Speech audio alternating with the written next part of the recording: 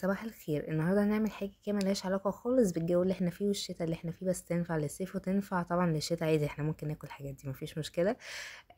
طبعا احنا النهارده هنعمل فروت سالاد كده بالفواكه، حاجه كده طعمها خطير جدا. اهم حاجه ان احنا نجيب فراوله ونقطعها، حاجه معروفه جدا. هتقولوا لي ايه ده، انتي طالعه تعملي فروت سالاد؟ هي دي حاجه تتعمل اصلا؟ تتعمل لها فيديو؟ على فكره، لان في تريكات مهمه جدا لازم تعرفوها، لان انا هضيف النهارده مكونات. طبعا مش في الفاكهه، يعني هي مكونات في اللبن اللي احنا بنحطه. في ناس كتير تحط لبن كده عادي من غير ما يبقى فيه التريكات اللي انا هقولها النهارده. طبعا احنا كده خلصنا الفراوله، هنبدا ان احنا ننزل عليها بشويه سكر كده وبس. كده هنحطها في التلاجة مثلا زي ساعه او اتنين، تبدأ انها المية بتاعتها كده تنزل، وبيبقى طعمها حلو كده. بتدي، عارفين انتوا، بتدي كمان قوام كويس للبن.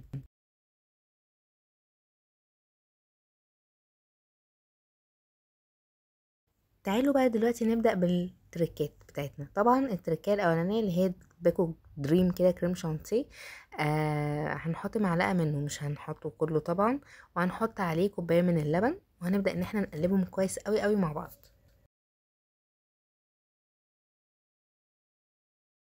طبعا مش هنحط سكر، لان كده كده اصلا كريم شانتيه عليه سكر، وكمان احنا حاطين سكر على الفراوله، فعشان ما يبقاش مسكر قوي احنا مش هنحط سكر في الخطوه دي. بس بعد ما قلبناهم كويس لمده دقيقتين تلاتة كده، هنحطه بقى في الفريزر شويه. نبدأ بقى نضيف على الفراولة شوية بقى فواكه تانية. طبعا أنا كان عندي موز بس، فاللي عنده تفاح يضيف، يقطع برضو قطع صغيرة ويقطعها على الفراولة. مثلا عندكم أي نوع فاكهة بقى، يعني هو الفروتسات ما بيبقاش ليه حاجة معينة، هو أي نوع فاكهة عندنا نقطعوه كده صغنطوط، ونبدأ إن احنا نحطه على الفراولة، ونقلب بقى كل اللي احنا قطعناه مع بعض كويس جدا كده.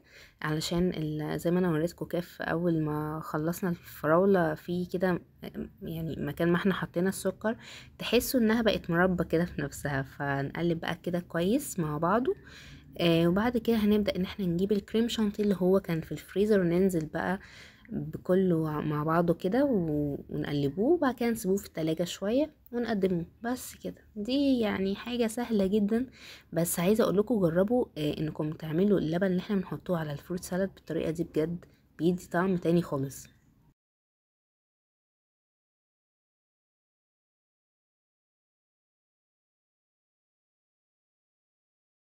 وبكده نكون عملنا حاجة لذيذة خفيفة سريعة جدا جدا، نتسلى بيها واحنا قاعدين كده قدام التلفزيون تحت البطانية.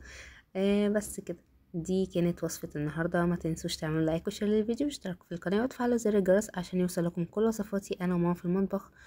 واشوفكم في فيديوهات جديدة ان شاء الله. باي باي.